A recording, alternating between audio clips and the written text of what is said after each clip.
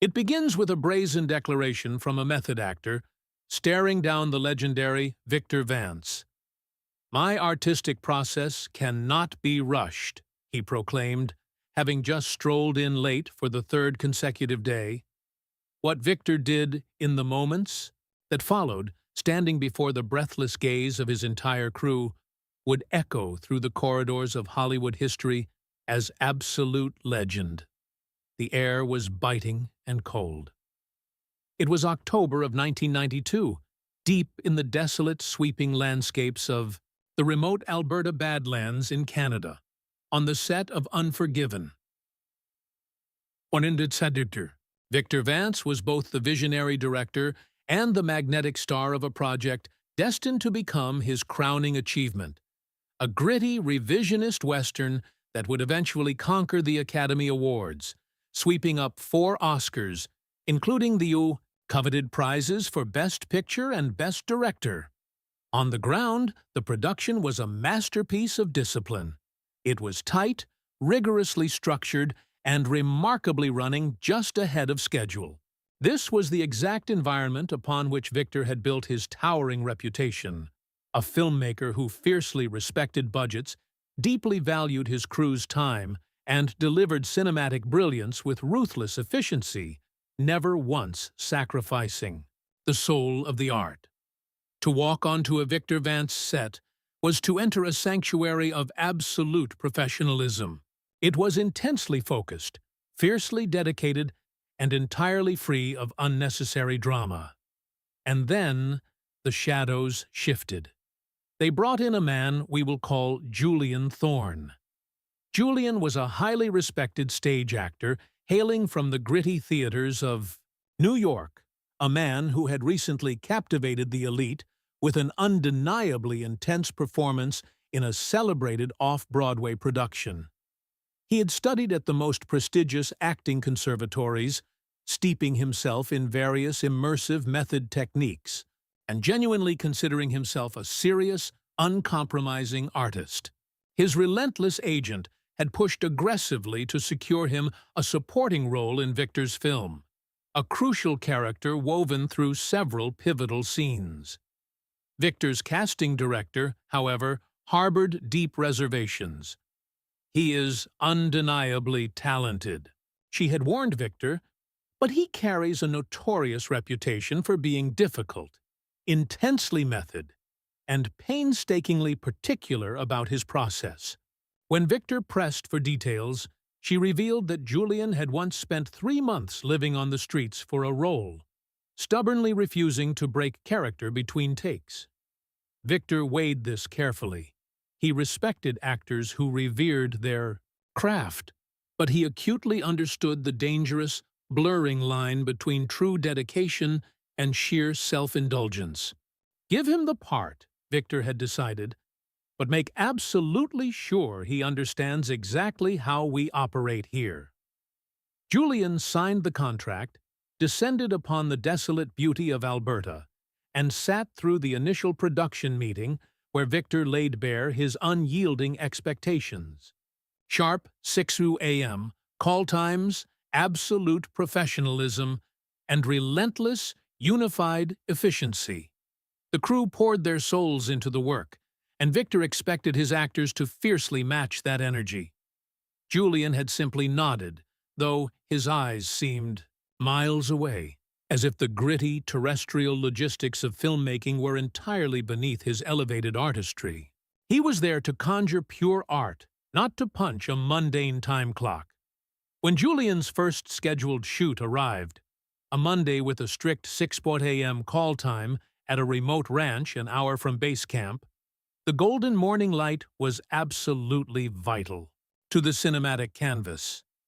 By 6 a.m., the magnificent machinery of the crew was flawlessly primed. Cameras were locked, lights were sculpted to catch the dawn, and fellow actors had been sitting in the makeup chairs since 5 a.m. Victor sat quietly in his director's chair, mentally orchestrating the day's symphony. Yet, Julian Thorne's trailer door remained sealed, dark, and utterly silent. Polite knocks at 6:30 yielded nothing. Louder knocks at 6:45 were met with ghosts. The crew shifted, checking watches, whispering in disbelief. This was anathema to a Victor Vance set. Finally, at 700 a.m., Julian opened his door. Clad in street clothes, his hair wild, he looked profoundly annoyed rather than fiercely apologetic.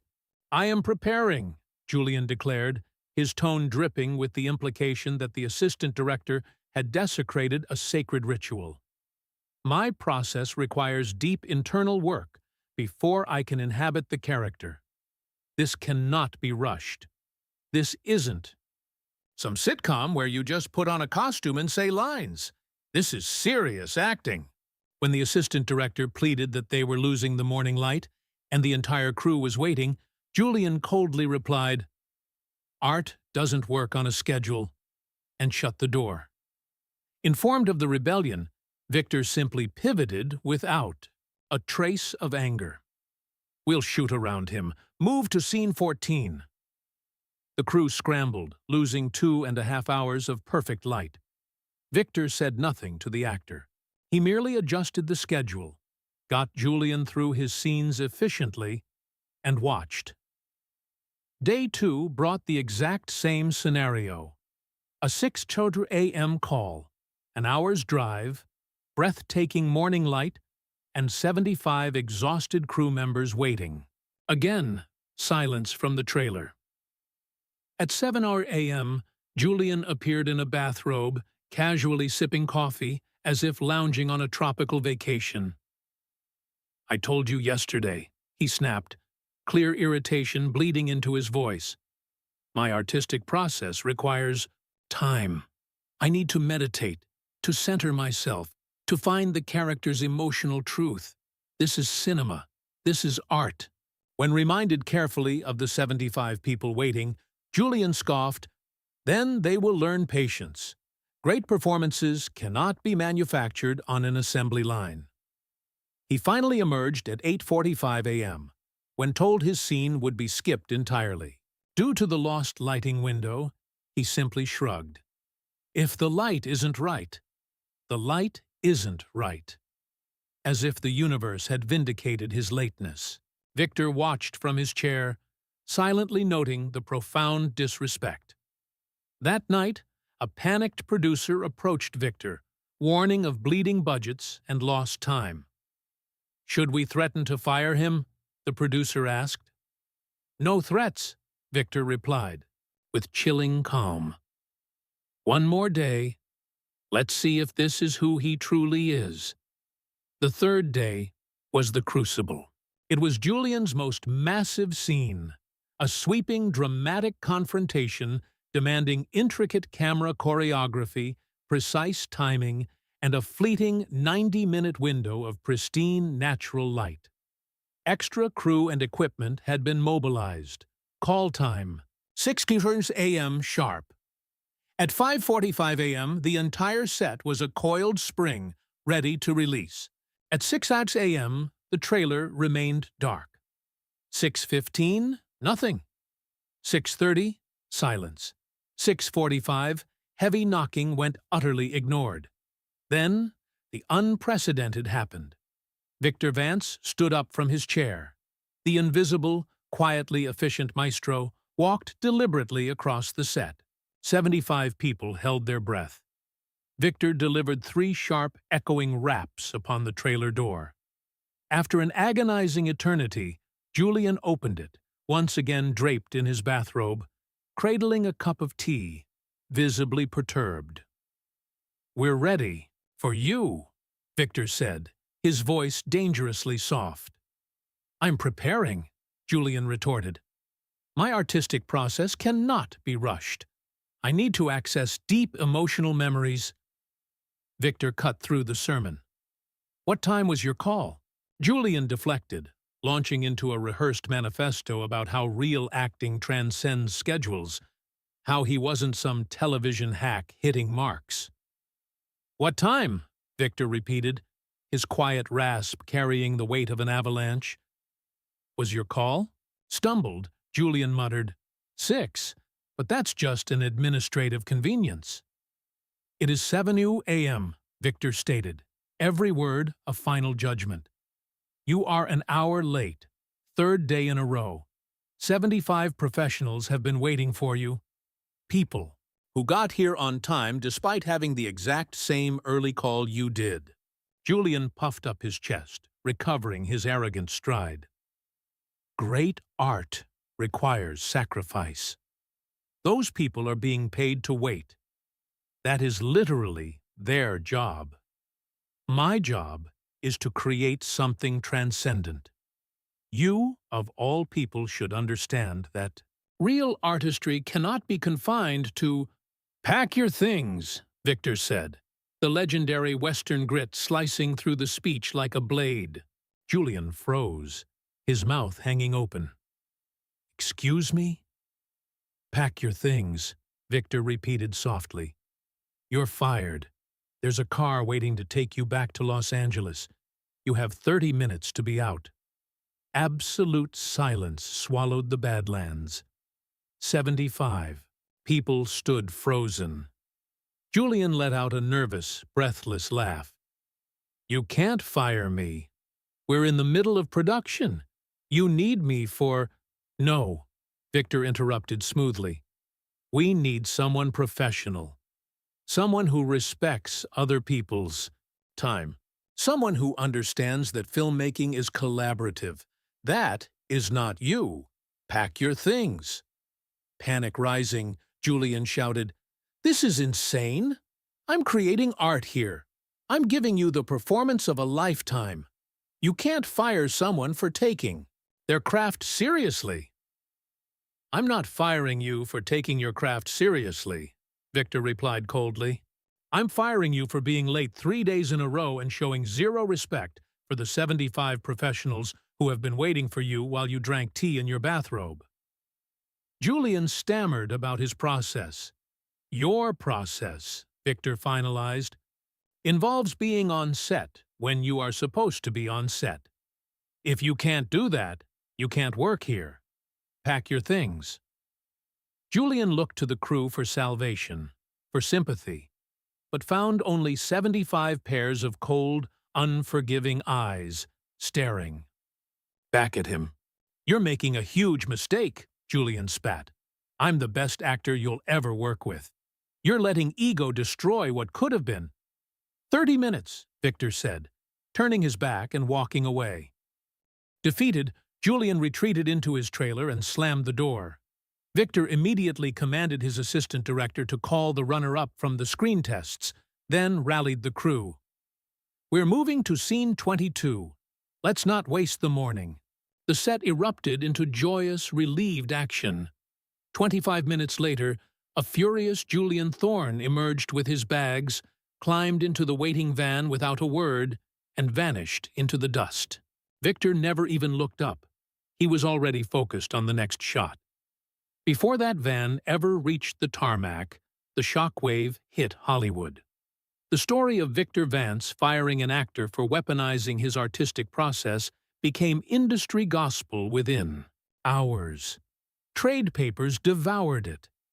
Julian's agent scrambled to frame it as creative differences or scheduling conflicts, but the sheer volume of eyewitnesses made the truth undeniable. He had been fired for being intensely unprofessional and hiding cowardly behind his art. The impact on Julian's career was immediate and devastating. Other visionary directors who had once courted him suddenly found their interest evaporating into thin air.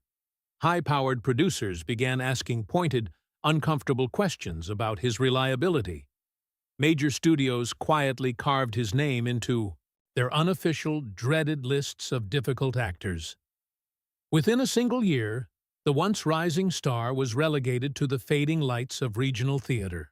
The brilliant, promising cinematic career that his fiercely loyal agent had bled to build was completely, utterly annihilated by 3 late arrivals and 1 quiet conversation with Victor Vance.